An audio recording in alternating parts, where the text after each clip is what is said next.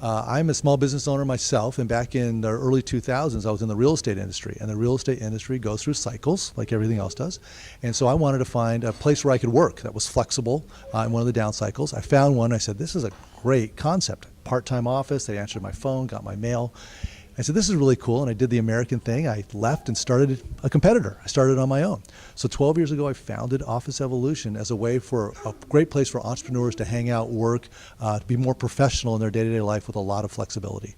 Well, basically, it's a space that's made for small businesses and entrepreneurs. It's a mix of private offices, conference rooms, kind of drop-in lounge spaces, workrooms, kitchens, and so forth. Think of it as a mix between a permanent office and a Starbucks.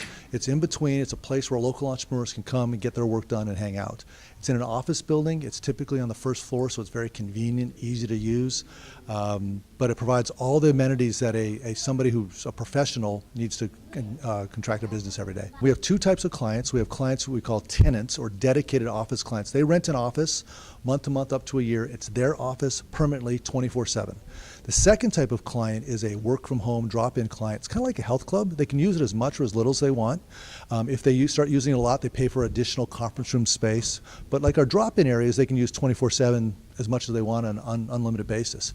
The other important thing is all of our centers are 24/7, even for those virtual clients, and you have access to every location in the country. So even though you might be living here in Toledo and you want to go to Cleveland or Columbus, Cincinnati, or even Denver, where I live, you can use any location anytime you want.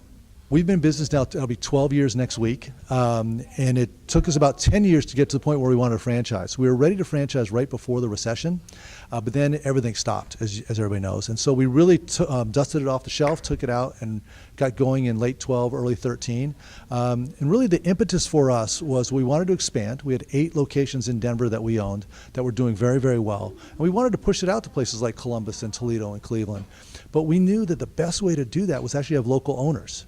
If you think about what we're all about, we're about local small businesses, and it makes sense to empower local business owners to work with other small business owners. It's just part of the kind of the chain, the life cycle, the ecology of what we do. So we said, let's go find local owners that want to do this, and that's led to franchising. First, it's kind of like the rule of houses. You've heard about this. It always costs more and takes longer than you think. So don't think you can do it on the cheap. I get a really good lawyer, document everything, and practice. I'd have a couple locations on your own. It is much harder to run 2 or 3 locations than just one. People don't get that. So I'd have a couple of your own locations, understand the staffing and moving between them, and start putting together a good plan, and then be flexible. And you really have to empower your franchisees, listen to them. They're going to have great ideas. But I do a lot of homework. I go to a lot of, I did 2 years of homework, a lot of conferences and meetings, and got as smart as I could before I went and launched this.